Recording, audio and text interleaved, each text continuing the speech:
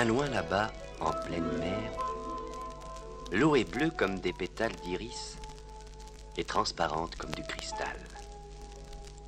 Et elle est si profonde que jamais aucune ancre de bateau n'en pourra toucher le fond. Il faudrait un grand nombre de clochers entassés les uns sur les autres pour vous donner seulement une idée de la profondeur. Or, c'est au fin fond de cette eau transparente et bleue que se trouve le château du roi de la mer.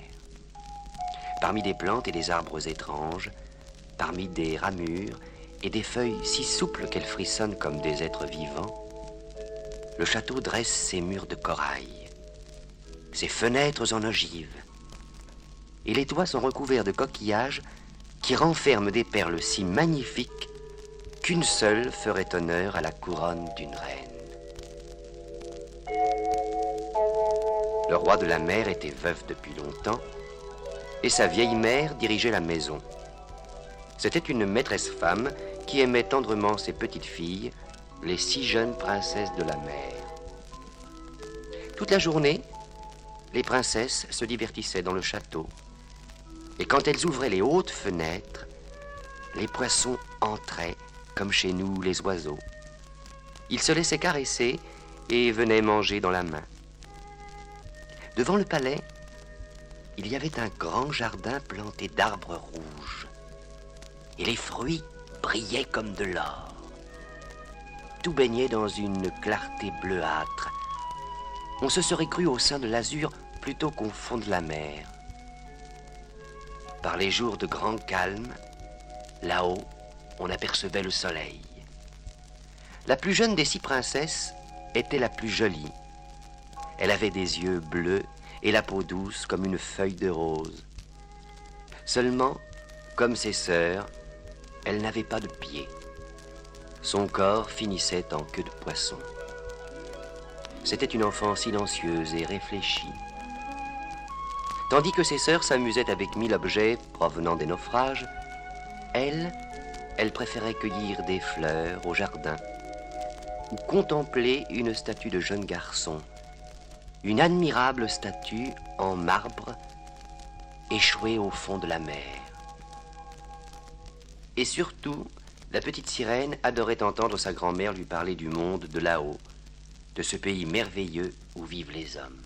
Vous dites, grand-mère, que sur la terre les fleurs sentent bon? Oui, mon enfant, délicieusement bon. Et ici, elles ne sentent rien. Et puis là-haut, il y a des forêts toutes vertes. Et les petits poissons qu'on voit nager entre les branches ont un ravissant gazouillis. Remarquez que la petite princesse, n'ayant jamais vu d'oiseaux, la grand-mère était bien obligée, pour se faire comprendre, d'appeler les oiseaux des poissons. Quand tu auras 15 ans, ma petite fille, tu auras toi aussi la permission de monter à la surface de la mer et de t'asseoir sur les rochers au clair de lune pour voir passer les grands navires. Tu verras aussi des montagnes et des villes. Et il va falloir attendre encore 5 ans? Oui, tu es encore trop petite. D'ailleurs, quand tu auras 15 ans, moi, j'estime que ce sera encore bientôt. Mais puisque la tradition le veut ainsi... Le mois suivant, l'aînée des princesses atteignit sa 15e année et elle eut la permission de monter à la surface.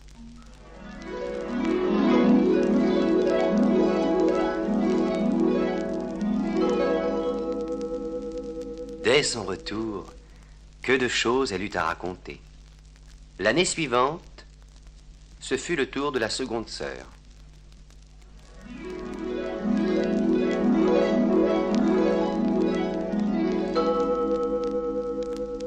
Puis, l'année d'après, car elles avaient toutes un an de différence, celui de la 3e.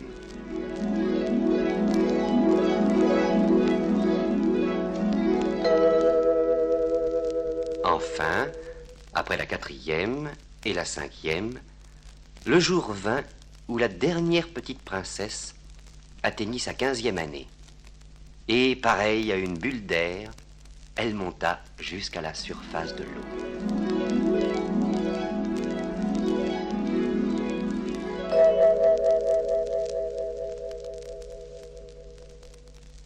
Quand elle redescendit, elle ne dit rien à personne de ce qu'elle avait vu, mais sa sœur aînée, qui était sa confidente, comprit qu'il lui était arrivé quelque chose d'extraordinaire. Enfin, Toutes deux cachées au creux d'un rocher de corail, la petite sirène lui raconta son aventure. Alors, figure-toi qu'à l'endroit où j'atteignis la surface, je me trouvais auprès d'un grand voilier. La mer était calme, le soleil venait de se coucher et déjà brillait la première étoile du soir. À bord, les matelots étaient assis sur des cordages, ils jouaient de la musique et à mesure que la nuit tombait, ils allumaient des lanternes. Il y en avait des centaines. Je nageais jusqu'à la fenêtre du grand salon. Et chaque fois que l'eau me soulevait, j'apercevais des messieurs et des dames parés de vêtements somptueux. Le plus beau était un jeune prince aux grands yeux noirs. Il avait 16 ans et l'on célébrait son anniversaire. Les matelots dansaient sur le pont. Et quand le jeune homme se montra, plus de 100 fusées s'élevèrent dans l'air, répandant une clarté pareille à celle du jour.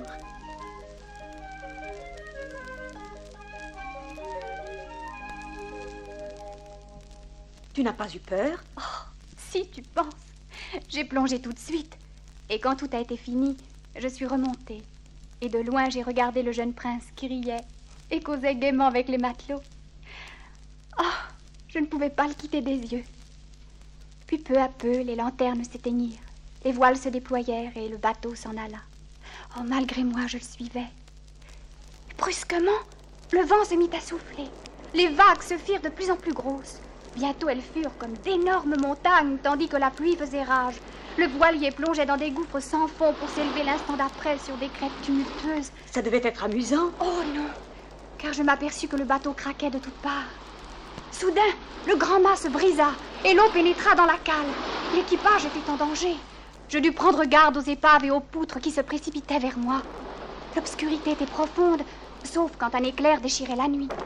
C'est comme ça que je vis le jeune prince disparaître quand le navire coula. Alors, folle de joie, je crus qu'il allait descendre vers notre palais. Mais tu penses, il aurait été bien noyé avant d'y arriver. Alors je ne voulais pas qu'il meure. Alors j'ai plongé, je l'ai pris dans mes bras. Il était évanoui. Et revenu à la surface, lui soulevant la tête, je me suis abandonnée avec lui aux caprices des flots. Et cela a duré longtemps? Oh, toute la nuit. Il avait toujours les yeux clos. Je relevais ses cheveux mouillés, j'embrassais son beau front. Il ressemblait à la statue de marbre du jardin. Le jour venu, je le déposais sur une plage de sable fin, le visage tourné vers le soleil. Soudain, les cloches d'un palais blanc qui se dressait pas loin du rivage se mirent à sonner et une troupe de jeunes filles apparut dans le jardin planté de hauts palmiers.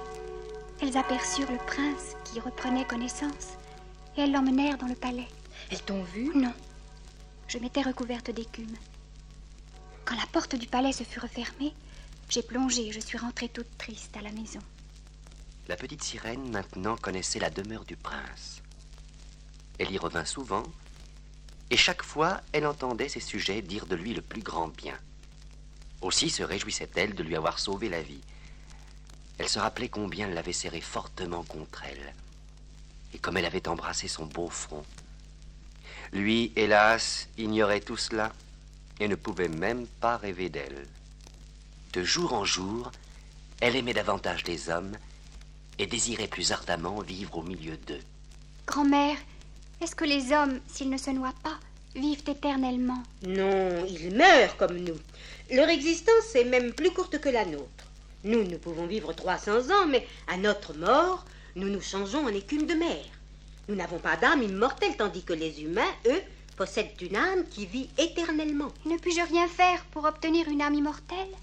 Oh, il faudrait pour cela qu'un homme s'éprenne de toi et fasse unir par un prêtre sa main droite à la tienne. Alors il te donnerait une âme, tout en gardant la sienne. Mais comment veux-tu que cela arrive? Ta queue de poisson, qui pour nous est signe de beauté, un homme la trouverait hideuse.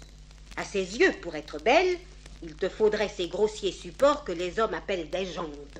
Et la petite sirène soupira. Ainsi donc, aucun espoir ne lui était permis. Elle sentit que plus jamais elle ne serait gaie, que plus jamais elle ne chanterait de cette voix ravissante qui n'était comparable à aucune autre. Pendant quelques jours, elle tenta d'oublier son beau prince, mais c'était au-dessus de ses forces. Et quand elle entendit le son du corps arriver jusqu'à elle, elle fut très triste. C'est lui qui passe là-haut. Il va à la chasse.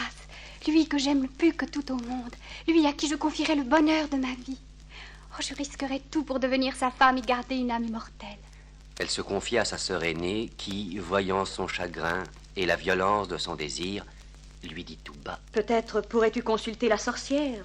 La sorcière? J'ai entendu dire qu'il y a bien longtemps, une de nos arrière-grand-tantes s'était trouvée dans ton cas. La sorcière lui avait donné un filtre. Un filtre? Qu'est-ce que c'est? C'est un breuvage magique. Elle devait le boire sitôt arrivée là-haut. Elle a obéi. Alors sa queue de poisson s'est rétrécie et s'est partagée en deux pour former des jambes.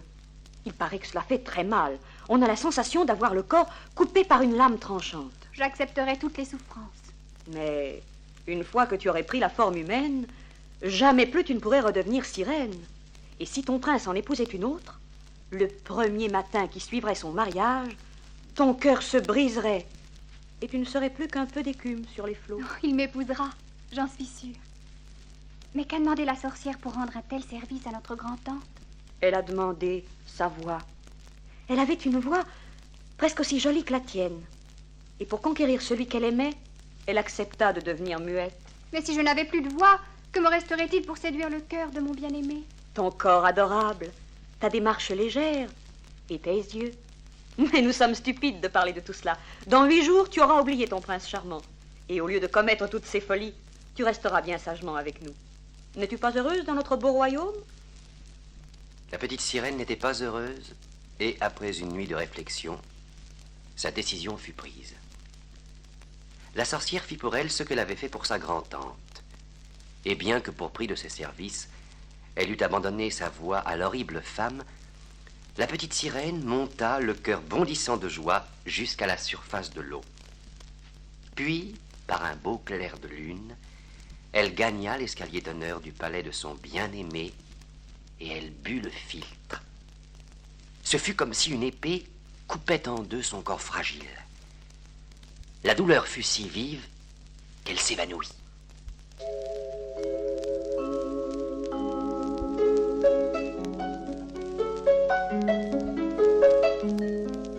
Quand elle reprit connaissance, le soleil brillait et devant elle se tenait le jeune prince. Elle baissa les yeux et vit que sa queue de poisson avait disparu. À la place, elle avait 2 jambes d'une merveilleuse beauté. Comme elle n'avait pas de vêtements, elle s'enveloppa de sa longue chevelure. Le prince lui demanda qui elle était et d'où elle venait, mais pour toute réponse, ne pouvant parler, elle fixa sur lui son beau regard si doux et pourtant si triste. Il la prit par la main pour la conduire au palais.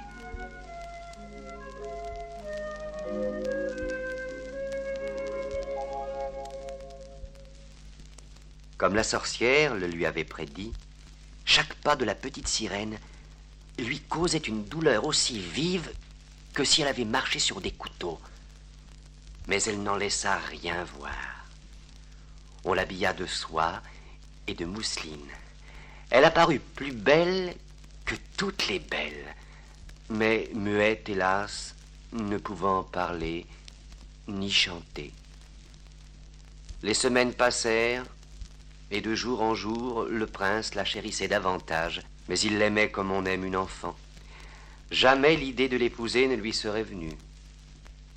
M'aimes-tu plus que toutes les autres? Semblaient lui demander les yeux de la petite sirène quand il l'embrassait sur le front.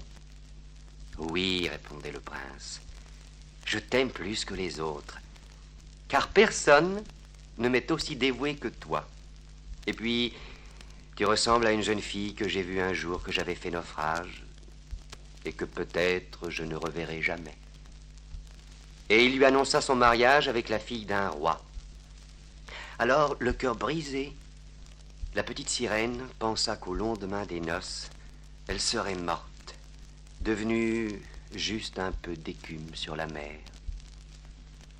Elle consentit à accompagner le prince dans le pays de celle qu'il allait épouser, voulant savoir si elle serait digne de lui. Bientôt, elle dut reconnaître qu'il n'y avait rien d'aussi charmant.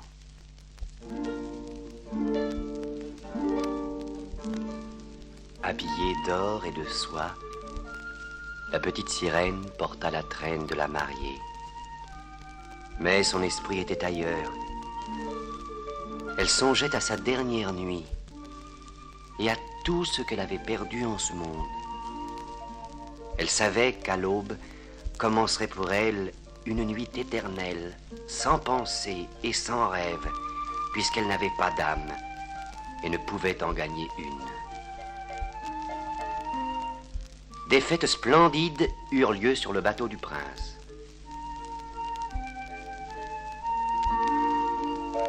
À minuit, le prince se retira sous une tente d'or avec sa jeune femme. Tout rentra dans le silence. Seul le timonier restait au gouvernail. La petite sirène s'appuya au bastingage et regarda du côté de l'aurore. Elle savait que le premier rayon de soleil la tuerait. Alors elle vit sortir des ondes ses sœurs, pâles comme elle. Leurs longs cheveux étaient coupés. L'aînée lui dit: « Petite sœur, nous avons vendu nos cheveux à la sorcière pour que tu ne meures pas cette nuit. Elle te donne ce couteau. Enfonce-le dans le cœur du prince, et quand son sang rejaillira sur tes pieds, à nouveau ils se joindront en queue de poisson, et tu redeviendras sirène. » Puis elles disparurent. La petite sirène écarta le rideau de la tente nuptiale et se pencha sur le prince qui dormait. Il prononçait tout haut le nom de son épouse. Ainsi donc, même en rêve, il ne pensait qu'à elle. Le couteau trembla dans la main de la petite sirène, puis elle le lança dans la mer. Les yeux déjà voilés, elle regarda une dernière fois le prince et se précipita dans les flots où elle sentit son corps se dissoudre en écume.